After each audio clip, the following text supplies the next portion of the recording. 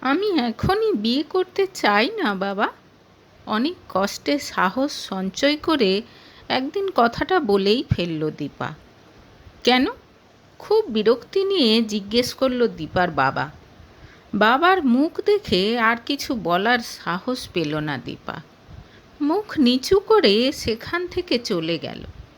ভেতরে ভেতরে বিদ্রোহী হয়ে উঠল তার মন। বিয়ে করবি না বলছিস কেন? বোকা মেয়ে। কত বড় লোক জানিস ওরা? রানীর মতো বাকি জীবনটা কাটাতে পারবি। রাতে দীপাকে ডেকে বলল ছোট মা।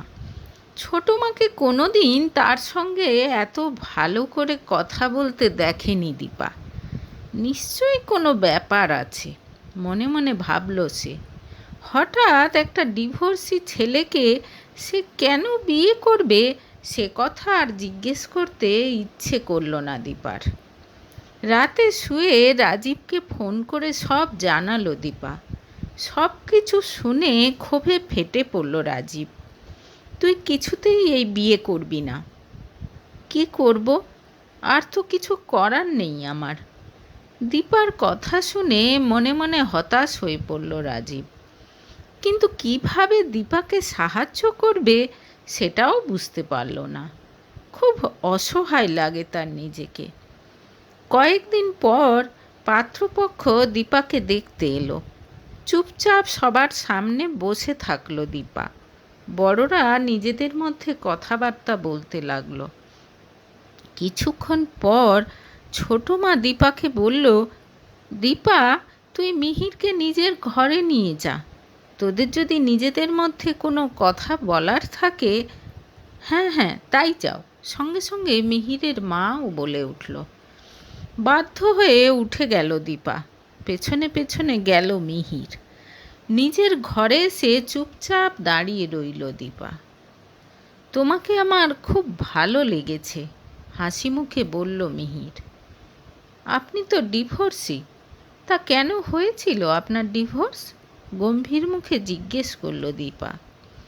আসলে মেয়েটা ভীষণ বেয়াদব ছিল, কোনো কথা শুনতো না। তারপর একেবারে ব্যাকডেটেড। ব্যাকডেটেড মানে? দেখো, আমাদের সোসাইটিতে ছোটোখাটো গেট টুগেদার পার্টি এসব তো লেগেই থাকে। আর সেখানে গেস্টদের সঙ্গে হেসে কথা বলতে হবে, দরকার পড়লে তাদের সঙ্গে বসে একটু আধটু ড্রিঙ্ক করতে হবে। এটা তো খুব স্বাভাবিক ব্যাপার। ও এসব একেবারেই করতে চাইতো না। তোমার নিশ্চয়ই এসবে আপত্তি নেই? বলে দীপার হাতটা ধরে ফেলল মিহির। মুখে তার খুব অদ্ভুত একটা হাসি। গাটা কেমন শিউরে উঠল দীপার।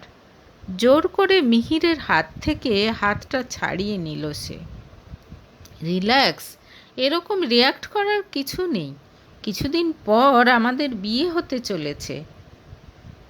চলুন এবার যাই, বলে উত্তরের অপেক্ষা না করেই ঘর থেকে বেরিয়ে এলো দীপা। খুব বিচ্ছিরি লাগছে তার এই মিহির নামক ছেলেটির সঙ্গে থাকতে। বাইরে এসে সে বুঝল বিয়েটা একেবারে হচ্ছেই এরকম ধরে নিয়ে দুই বাড়ির লোকজন প্ল্যানিং শুরু করে দিয়েছে। দীপা খুব অবাক হলো যে তার মতামতের কেউ তোয়াক্কাই করছে না। পরের মাসে বিয়ের দুটো ভালো দিন আছে। তার মধ্যে কোনটা তাদের জন্য সুবিধাজনক হবে এটা পরে ফোন করে জানিয়ে দেওয়া হবে, এ কথা বলে চলে গেল মিহির এবং তার বাড়ির লোক। রাতে রাজীবের সঙ্গে কথা বলতে গিয়ে কান্নায় ভেঙে পড়ল দীপা। মিহির যে খুব খারাপ ছেলে সেটা নাকি তার চোখ মুখ হাবভাব দেখলেই বোঝা যায়। দীপার কান্নায় বিচলিত হয়ে পড়ল রাজীব। কিন্তু কি করবে কিছু ভেবে পেল না সে। দীপাকে এখনও নিজের মনের কথাটাই তো সে জানাতে পারেনি। এটাও জানে না দীপা তার সম্পর্কে কী ভাবে। এটা বুঝতে পারে দীপা তাকে ভরসা করতে শুরু করেছে, তাকে ভালো বন্ধু ভাবে। কিন্তু শুধু এটুকুই তো সব নয়। সবচেয়ে বড় কথা, দীপার পরিবারের সঙ্গে তাদের বিস্তর ফারাক রয়েছে। ছোটোখাটো একটা চাকরি করেছে, দীপাকে প্রাণ দিয়ে ভালোবাসে, এটা ঠিক, কিন্তু ভালোবাসার মানুষকে একটা সুন্দর জীবন উপহার দিতে পারবে কি সে? তুই একটু শান্ত হ, আমি দেখছি কি করা যায়। সান্ত্বনা দেওয়ার জন্য মুখে কথা বললেও রাজীবের মাথায় কোনো সমাধান সূত্র আপাতত নেই। এদিকে খুব আশ্চর্যজনকভাবে 3-4 দিন পর দীপাকে ফোন করলো রেহান। ফোন করে দীপার কাছে বারবার ক্ষমা চাইতে লাগলো সে। আমাকে তুমি ক্ষমা করো দীপা, আমি তোমার উপর ভরসা রাখতে পারিনি। আসলে তোমার নামে এত অভিযোগ শুনেছিলাম, আবার বাড়ি থেকেও একটা চাপ ছিল। রেহানের কথা শুনে দীপা জানতে পারল তার বাবা আর রেহানের বাবা এখন বিজনেস পার্টনার, আর সেই সূত্রে রেহানের সঙ্গে মেয়ের বিয়ের প্রস্তাব রাখে দীপার বাবা। আর এই জিনিসটা তার মাথায় ঢোকায় দীপার ছোট মা।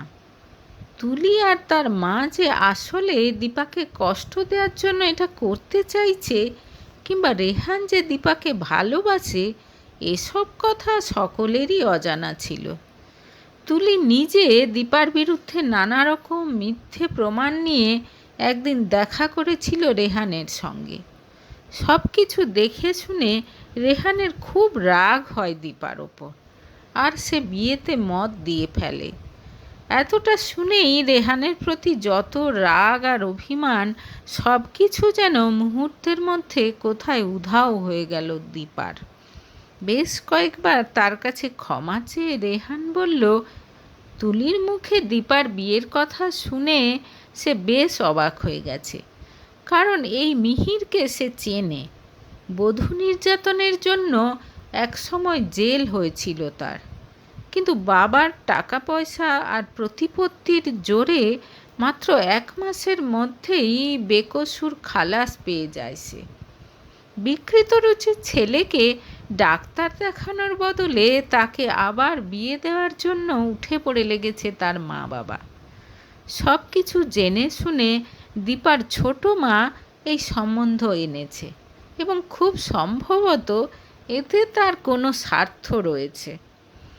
এরপরই তুলি এবং তার মায়ের স্বরূপ নিয়ে দ্বিধাদ্বন্দ্ব শুরু হয় রেহানের মনে। সব জেনে তুলিকে বিয়ে করা যে তার পক্ষে কিছুতেই সম্ভব নয়, সে কথা স্পষ্টই দীপাকে জানিয়ে দিল রেহান। প্রায় ঘণ্টা 2 ধরে কথাবার্তা মান অভিমানের পালা চলল দীপা আর রেহানের। রেহান কথা দিল সে সব কিছু ঠিক করে দেবে। তুলিকে সে কিছুতেই বিয়ে করতে পারবে না, দীপাকেই চাই তার। তার কথা শুনে খুব খুশি হলো দীপা। রেহানের প্রতি তার ভালোবাসা যে বিফলে যায়নি, এটা জেনে মনে মনে ভগবানকে অনেক ধন্যবাদ দিল সে। কী রে, কিছু বলছিস না কেন? হঠাৎ কথা থামিয়ে জিজ্ঞেস করলো দীপা।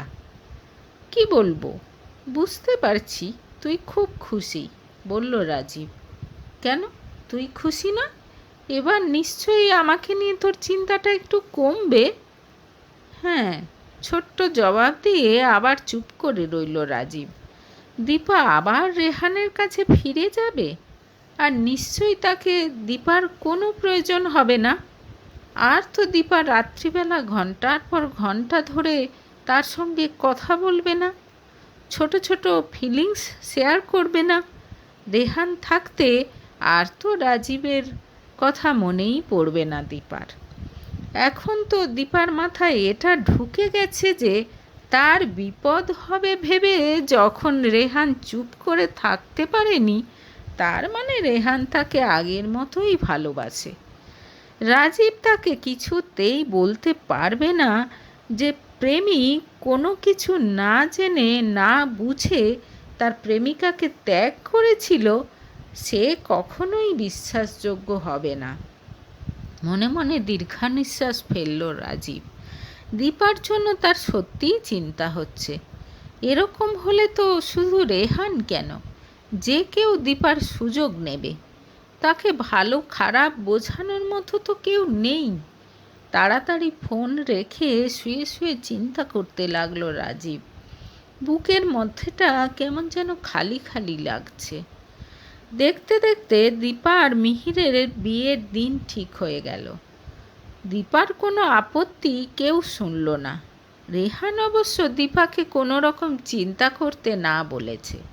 ভেতরে ভেতরে সে ঠিক করে নিয়েছে দীপাকে নিয়ে অন্য শহরে এক বন্ধুর বাড়িতে পালিয়ে যাবে সে।